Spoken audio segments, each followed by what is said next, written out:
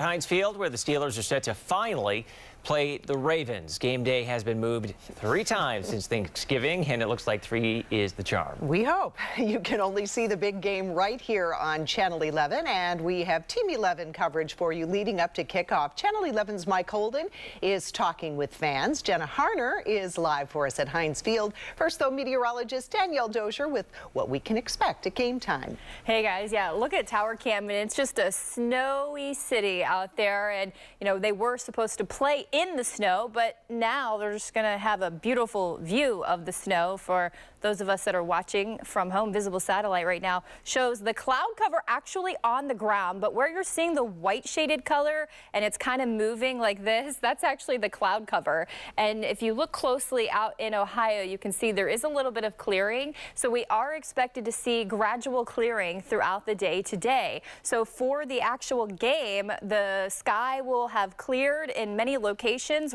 including Pittsburgh, and we're looking at a west wind that will be right around 10 to 20 miles per hour with gusts up to about 25, so it will be rather breezy out there. And the temperatures will generally be in the mid-30s, so it will be cold for sure, but it'll be a very scenic view.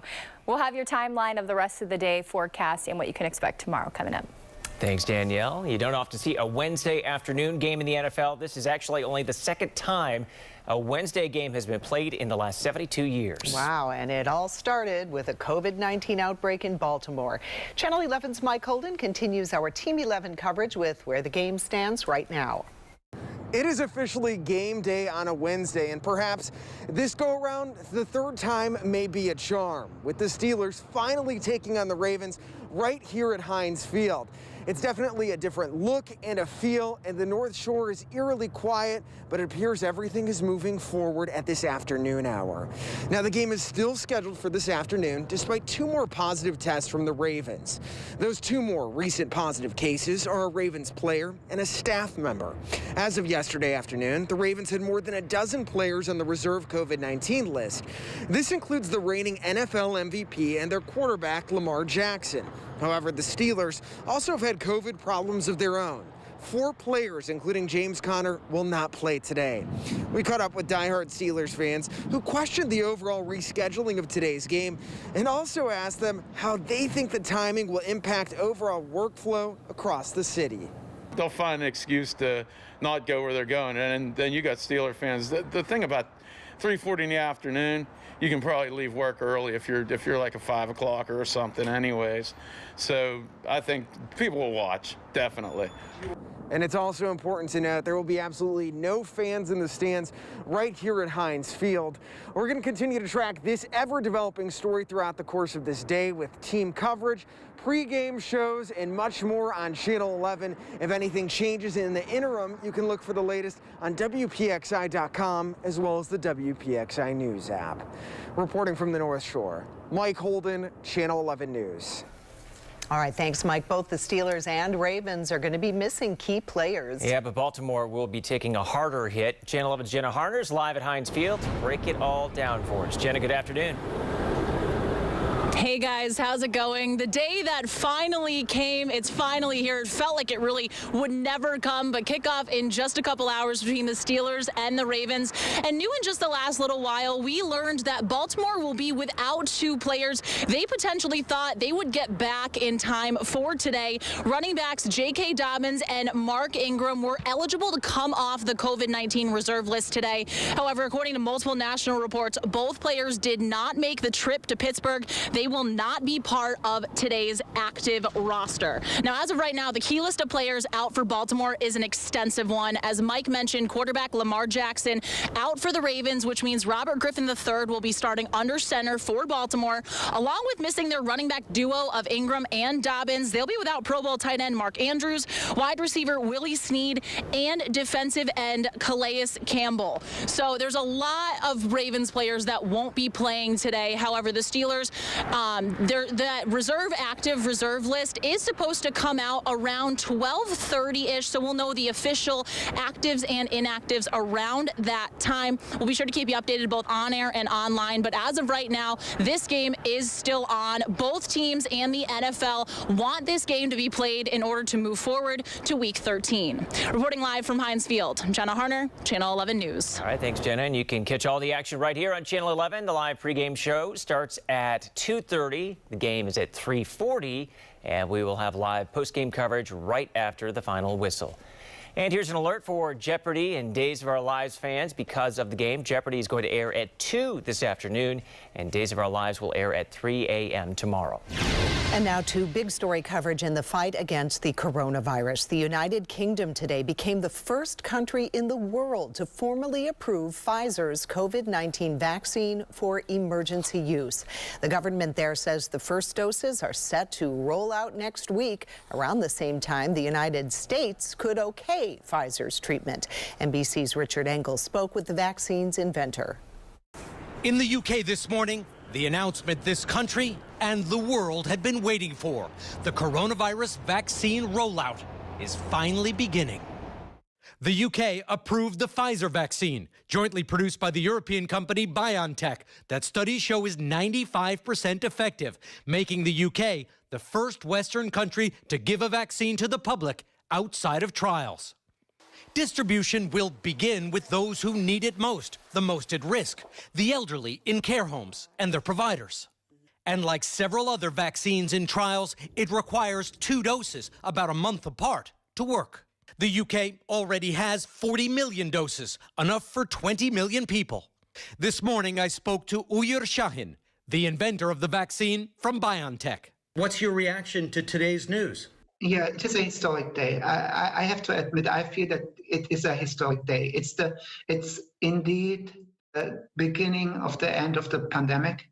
This approval has first been given here in the UK. Do you think the US will be next? I'm confident that an authorization in the US could also happen within the next 2 weeks. So maybe now, as the scientists say, this is the beginning of the end of the pandemic. That will take time. But after so many lives have been lost, so many livelihoods have been destroyed, the counterattack against COVID-19 has begun. Richard Engel, NBC News, London. And breaking in the last hour, the Allegheny County Health Department reported more than 500 new cases of COVID-19. But the big story is the positivity rate. 449 cases came from more than 1,200 PCR tests. That is a positivity rate of around 35%. The county also reported 10 new deaths dating back to November 18th. The director of the county health department is scheduled to give an update later this afternoon, and we will bring you the very latest. We've learned a former Jeannette High School football coach, Joe Mucci, has died from COVID-19 complications. Our news partners at the Trib spoke with the district's former athletic director, who says that he spoke with Mucci just last week and he seemed fine. But Mucci started feeling sick on Thanksgiving. He died on Monday. He was 86. Jeannette is the winningest football program in Whitfield football history with 766 victories, and Mucci was a big part of that success. Our thoughts go out to his family. As COVID-19 cases continue to rise across the state, Governor Wolf's team is focusing on testing.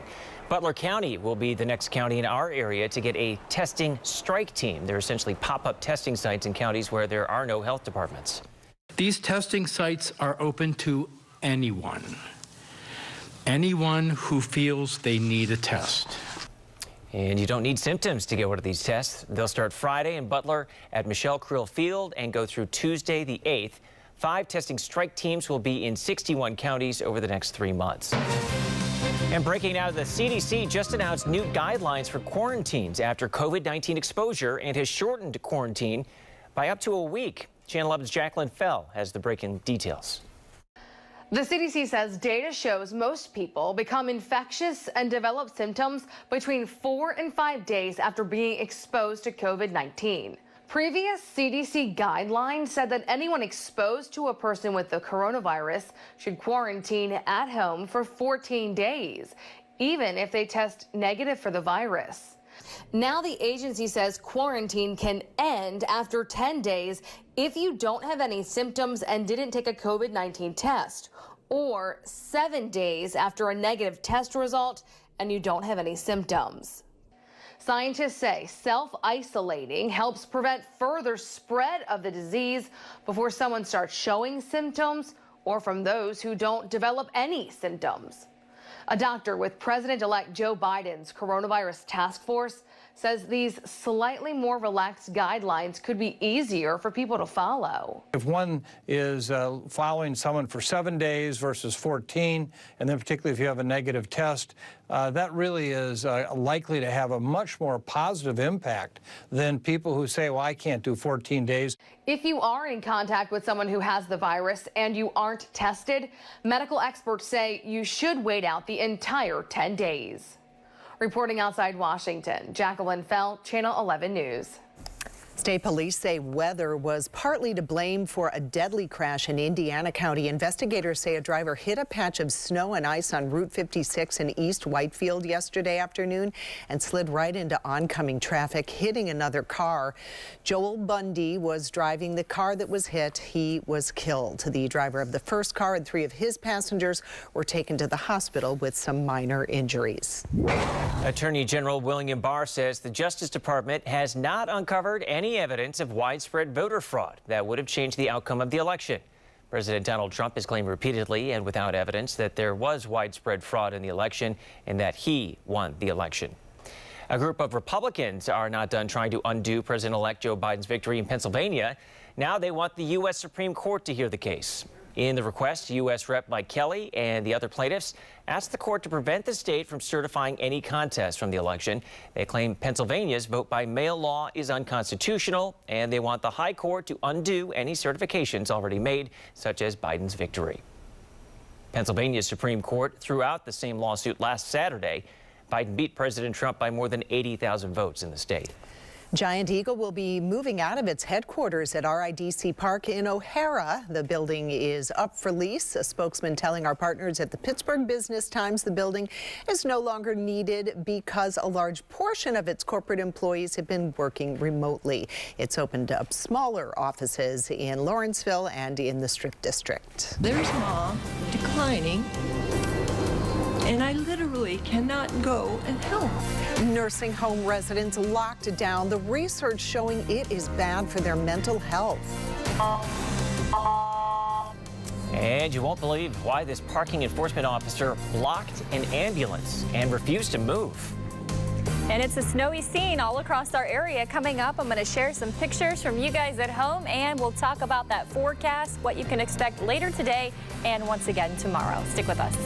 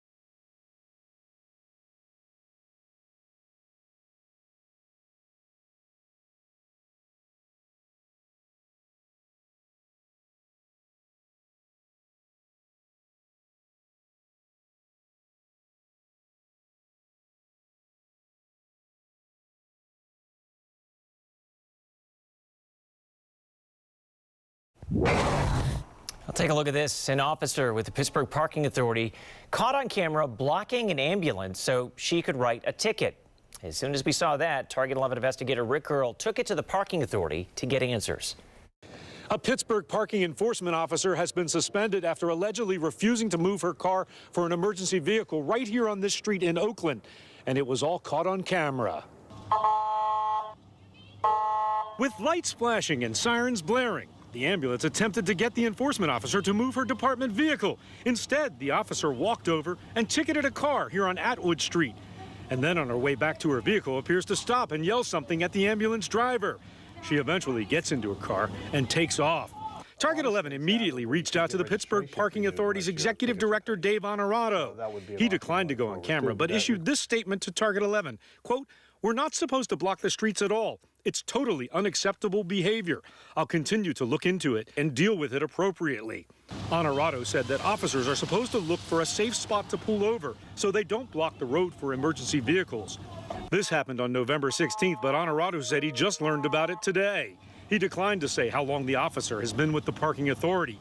And Honorato said he did not know the name of the ambulance company and where they were headed, but the ambulance was just blocks away from UPMC Presbyterian Hospital.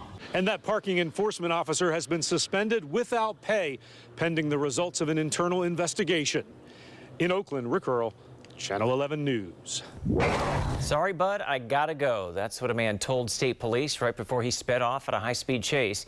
And this story gets even stranger. According to our partners from the Trib, troopers patrolling Route 51 in Ross River saw Nicholas Haluschak weaving and crossing over the center line, so they pulled him over, but they say he took off and was going up to 100 miles per hour. Troopers followed him for almost 7 miles through Westmoreland and Fayette counties before he crashed. And according to court papers, he was being taken to the hospital, and he said he should have shot the trooper who pulled him over. The pandemic has taken a toll on so many things, including our blood supply. Vitalant and the American Red Cross have a critical need right now. The holidays are always hard on blood donations, but this year things are even worse. The American Red Cross says more than 100,000 blood drives have been canceled since the pandemic started. While some have been rescheduled, it's been challenging. Where we would normally collect blood in terms of schools, places of worship, community centers, some of those locations are not currently operating or obviously not bringing together the same numbers of people. The Red Cross also collects convalescent plasma. The plasma has antibodies from someone who has recovered from COVID-19 and then can be used to help someone else who's battling the virus. Both the Red Cross and Vitalant are taking precautions, of course, to keep staff and donors safe during the procedure, and that includes temperature checks, more cleaning, and mask requirements. The holidays are a great time to help out a neighbor, and the city of Pittsburgh has a great way for you to break the ice. The Snow Angels program pairs older residents and people with disabilities with neighbors to help them remove snow from their sidewalks and walkways. And the work also makes sidewalks safer for frontline workers like postal carriers, firefighters, and police. If you're interested in becoming a Snow Angel, you can find the link to sign up on the homepage for our website, WPXI.com. Your severe winter Teen 11 forecast. Well, wow, what a snowstorm we had across the area. A lot of the totals that we did see and that we had reported to us were in the forecast range of about 3 to 6 inches. However, there were some moderate to heavy snow bands that moved through portions of northern Allegheny County, southern Butler County, and the eastern side of Beaver County late last night. And that really led to some whopping totals. And even up north, where we were expecting places like Mercer County, Cooperstown, 12 inches. Mars and Seven Fields between 11 and 12 inches. Monaca had 8.5 inches, and the official total at the Pittsburgh International Airport, which is for climate record-keeping purposes where we get our data, 6.8 inches of snow.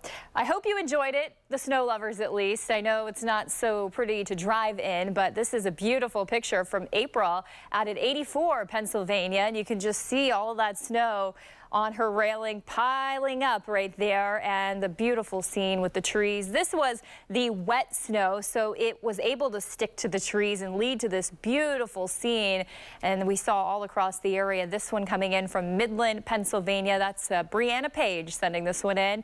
And this was at the point where the roads weren't quite treated yet. But thanks again to all of you sending your pictures. I actually have a couple of more I'm going to share with you in the next half hour. Satellite and radar review. We are saying goodbye to the snowstorm that was impacting us. That's kind of pulling away. You can see the New England states, Northeast, getting in on some snow still up across New York. Meanwhile, our satellite actually does show some snow on the ground, but I can tell you that the sky will clear gradually from west to east throughout the day today.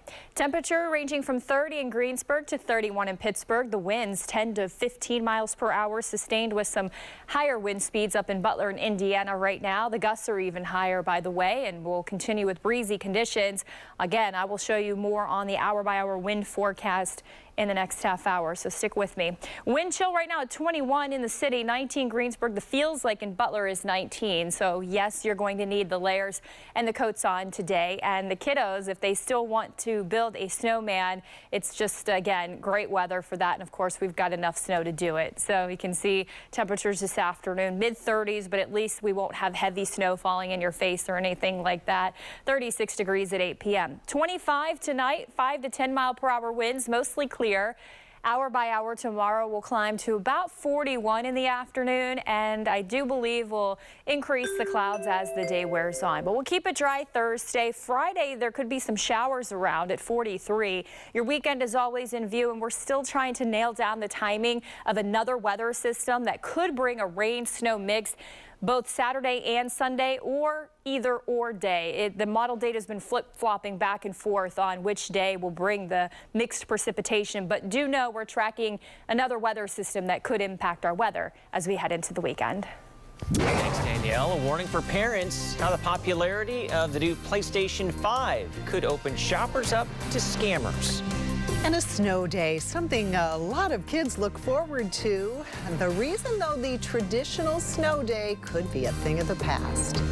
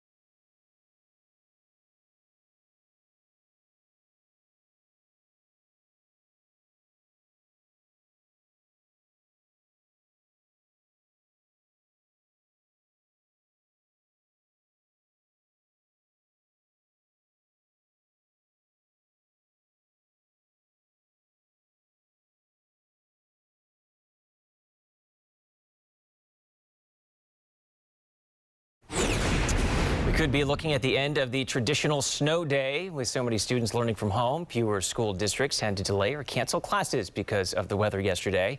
Many school districts are now operating in a hybrid or fully remote learning model, meaning fewer snow days will be needed. The Baldwin-Whitehall School District put a note on Facebook letting parents know, regardless of the weather conditions, the kids were to proceed with the planned remote schedule. So I guess it is kind of a fun way to kick off December 1st, but the kids are already home, so that kind of makes it, a little easier that way. A lot of parents are now wondering if schools will move to virtual learning on snow days, even after the pandemic is over.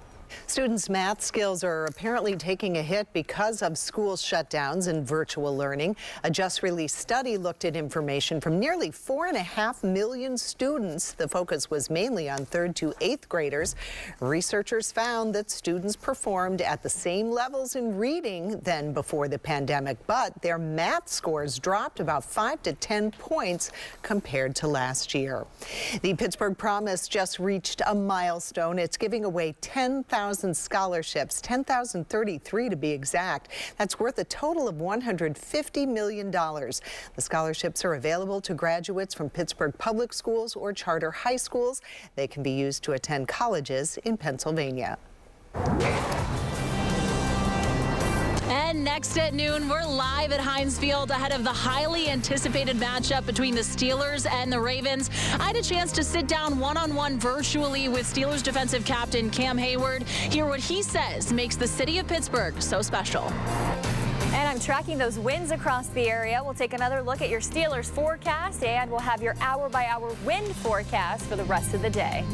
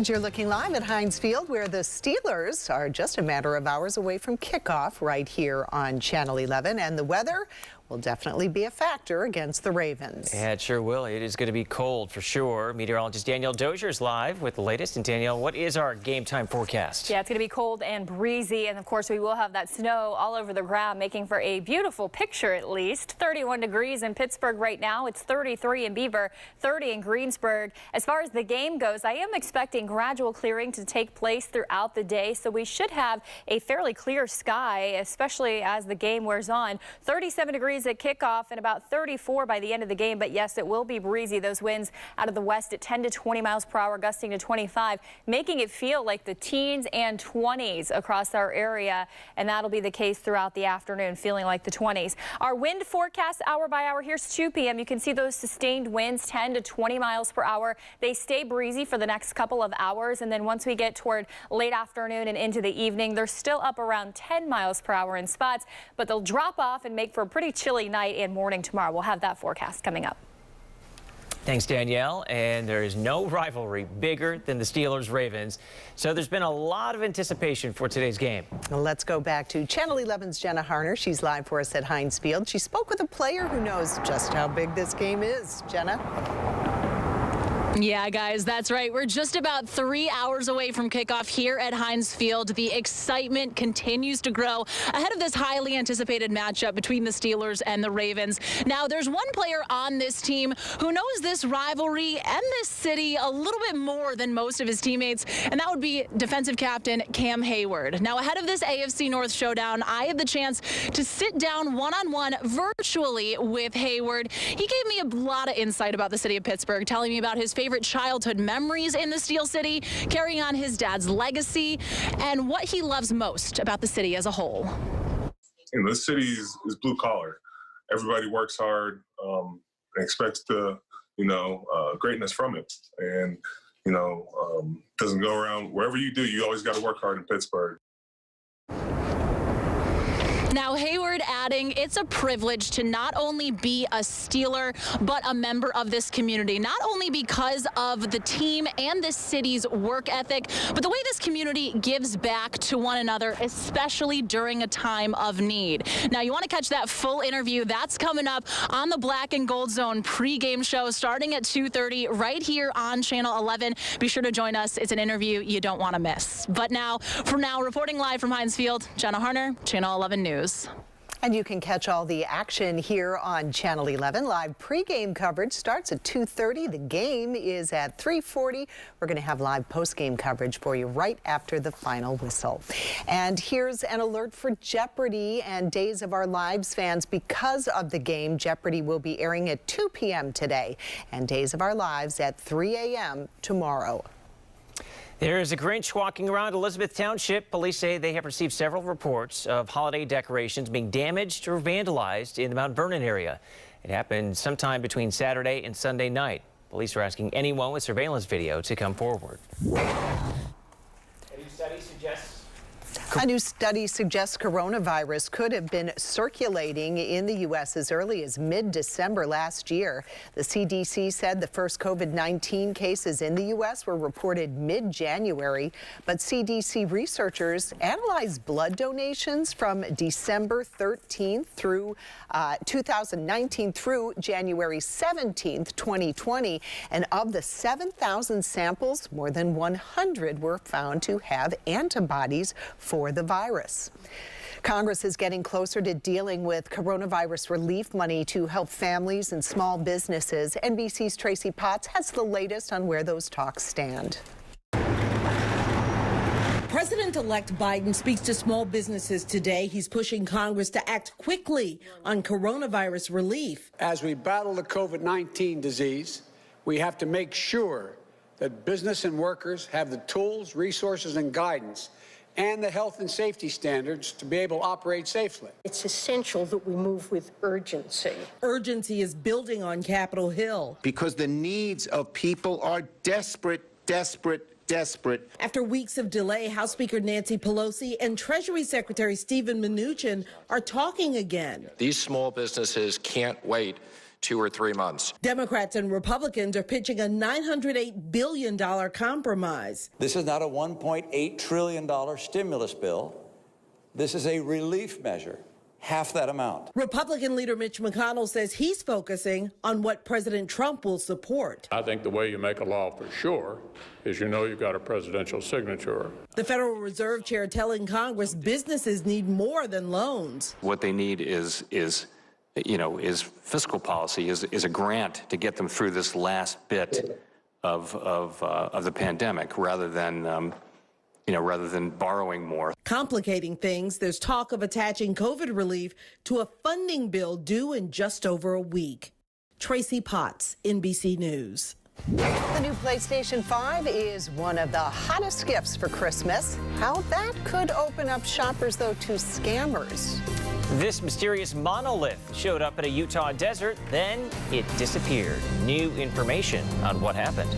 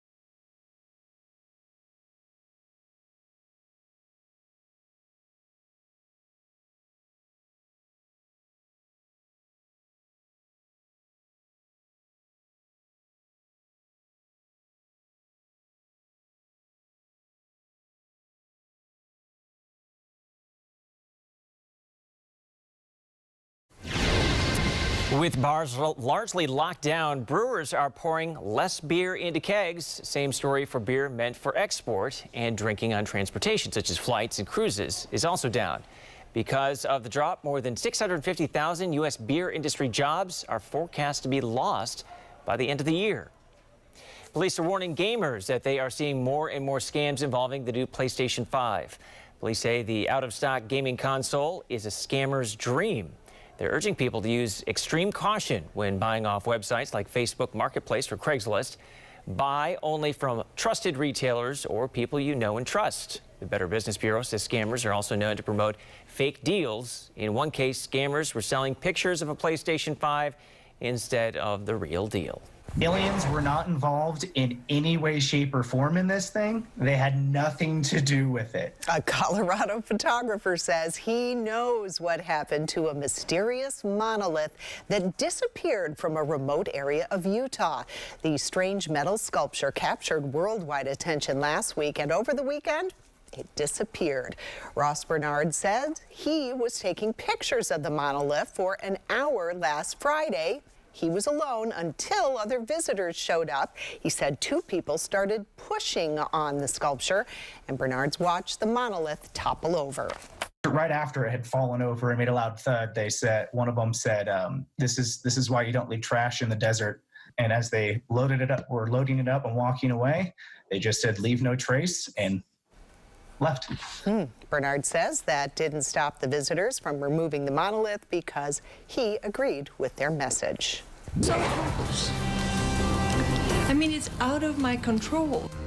She could not see her 94-year-old mother for months because of COVID. 11 investigates her battle for one-on-one access. Upper 30s today. I'll let you know how chilly it'll be tomorrow morning. Plus, we'll take a look at another weather system that may impact our weather later this weekend.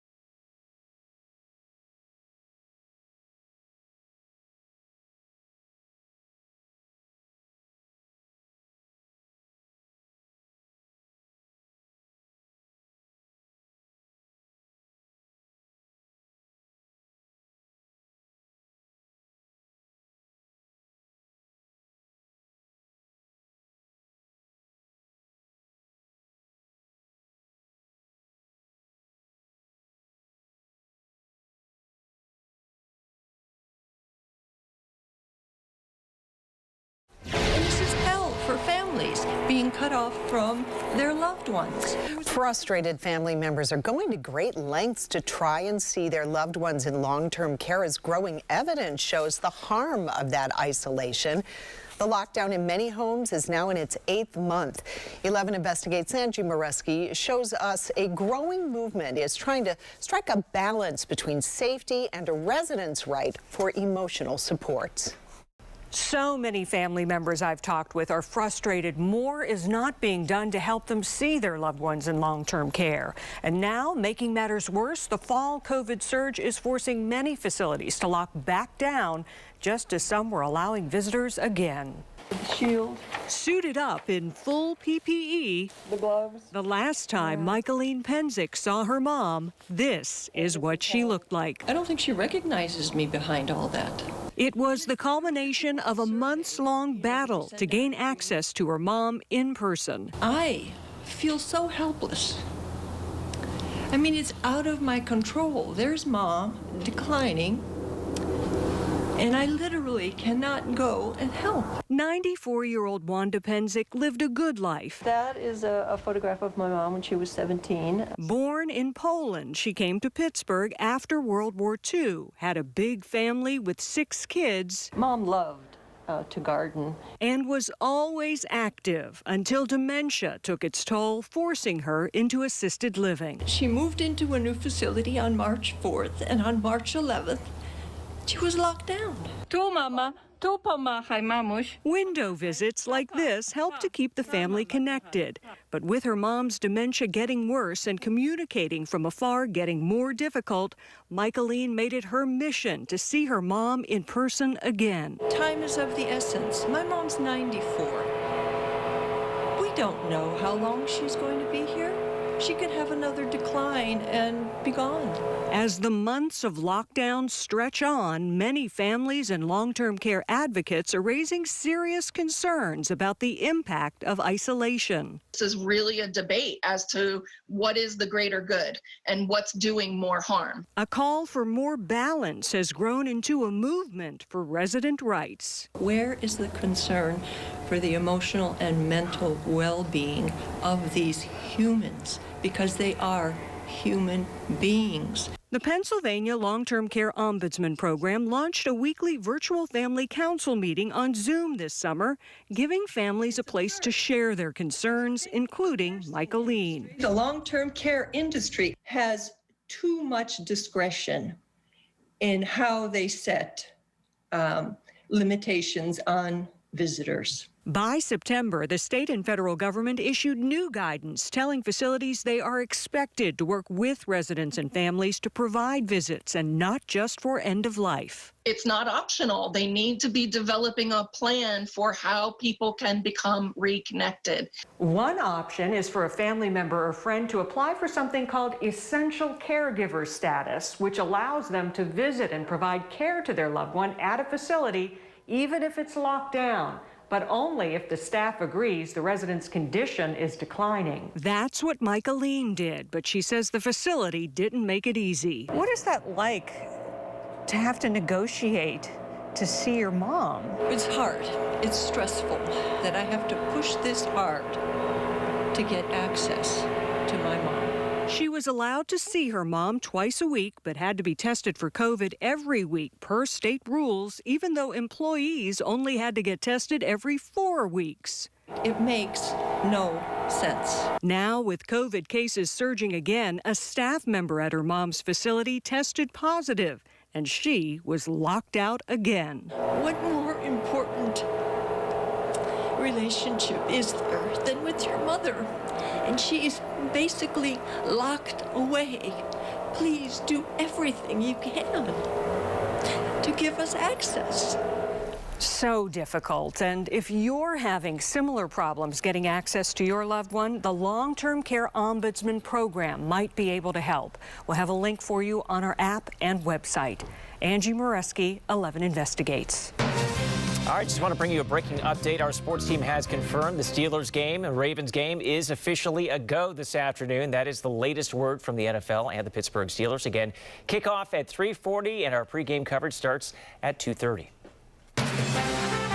Your severe winter Teen 11 forecast. And boy, will it be a snowy scene. At least the ground will have snow on it out there. We will not be seeing any more snow for the rest of the day, but I wanted to share some beautiful pictures, some more coming in from you guys at home. This one from Josh in McCandless. Just beautiful out there. It looks like a little girl or a boy out there. Maybe they're going to go enjoy some sledding. Look at the beautiful snow on the bushes and the trees. I just love when you can get a wet snow. It started wet and then it actually became a little more fluffy as the temperatures cooled through the evening, but definitely one where it collects on the trees initially and just beautiful. This one from Scenery Hill in Diana sent this one in, and just again, really pretty pictures coming in from you guys at home. The forecast basically called for up to 6 inches, some isolated higher totals, and certainly we did see that, but no snow for the rest of the afternoon. As I mentioned, visible satellite is showing us what the view is from outer space. And if you look closely, you'll actually see where the white shaded color is not moving. That's where we do still have some snow on the ground, but we do also expect the clouds to clear from west to east across the area today. Temperatures are ranging from low 30s to mid 30s, and our wind chills are down in the teens and the 20s. And the wind chill, remember, is what it feels like to you when you step outside. So with the wind, it's going to feel like 19 in Greensburg. Feels like in Indiana right now is just 18 degrees. If you are heading out sledding today, the temperatures will be in the mid 30s. Bundle the kids up. 36 degrees at 5 o'clock with a clear sky. Lows tonight will fall into the mid 20s across our area with about 26 in Indiana and in Greensburg. Uniontown, you're going to check in at about 28 degrees. That's into tomorrow morning. And the wind chills will be down in the lower 20s, of course, when you factor in a wind right around 5 to 10 miles per hour. Tomorrow afternoon, we're looking at a high temperature, I think closer to about 41. This is a model, so it's giving you what it thinks might happen. But I'm forecasting temperatures just a little bit cooler because oftentimes when you have fresh snow on the ground, what happens is the ground can't absorb it. So the sunlight hits the snow and bounces right back off. So if you had black pavement, it would absorb it and therefore warm the temperature effectively. So oftentimes you go a little bit cooler than the data. There's a little science for you today. Average high is 44 degrees. We'll see what happens. 5-day forecast with your weekend always in view, and we'll increase the clouds throughout the day. Thursday, Friday, I do have a chance for some showers. Late data coming in today showing that could be a possibility, and we're still watching a weather system that will be tracking across the south. Right now, it's going to be affecting Oklahoma, but eventually it tracks across the south. We'll kind of have to watch the path of it because it could bring a little bit of a rain-snow mix to parts of the area as we head into your weekend. And now here's local Steals and Deals, Lisa Robertson. I have something today that's going to help get you organized, help clean up your house, and be popular with every member of your family. Wait, it's not the lottery. It's actually the MC Squares whiteboarding system. And I love this idea because I have to write things down or I forget. I write them down and I lose them. Do you do that? This is a system that is going to enable you to not write down things on paper and then throw it away, because how many millions of people are putting paper in a landfill every day for that?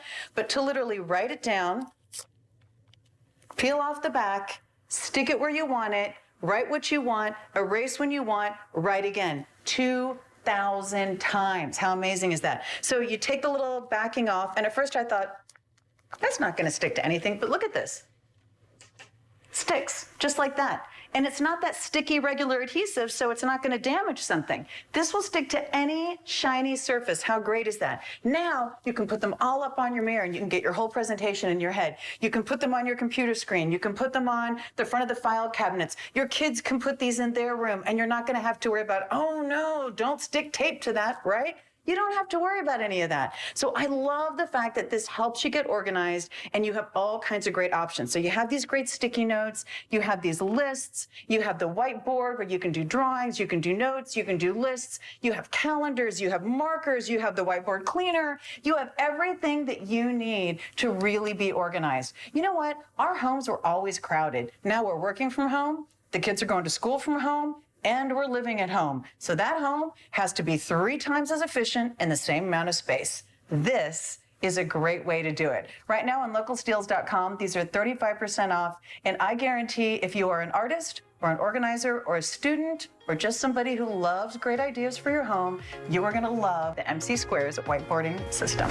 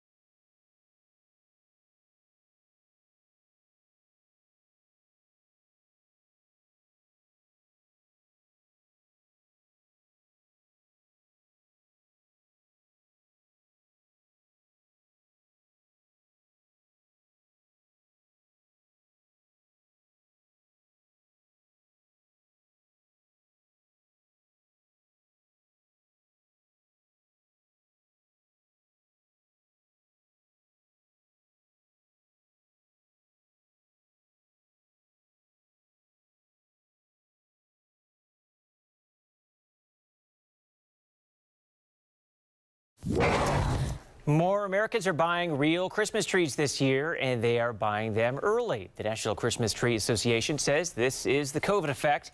The group says more people are staying home for the holidays and want to buy and decorate real trees. We're all stuck together in our homes, and to go back to some of those maybe more old-fashioned traditions that appeal, that remind us that times aren't always as tough as they have been in 2020. Last year, more than 27 million American households had live Christmas trees. And the Rockefeller Center Christmas tree will be lit tonight in New York. The traditional tree lighting will be closed to the public, but NBC will be broadcasting it live, 9:45 here on Channel 11. Tonight's ceremony is the reason the Steelers game is being played in the afternoon instead of in prime time. So we still have a few weeks left before Christmas, but Santa is preparing for his worldwide trek. The North American Aerospace Defense Command has launched its website to track St. Nick around the world this year. NORADSanta.org has your holiday countdown, music, games, and more. Then on Christmas Eve, Santa cams will start streaming. It's always fun to watch. That's all for Channel 11 News at noon. You can keep it here for the Steelers pregame show starting at 2:30, followed by the big game. Have a great day and go Steelers.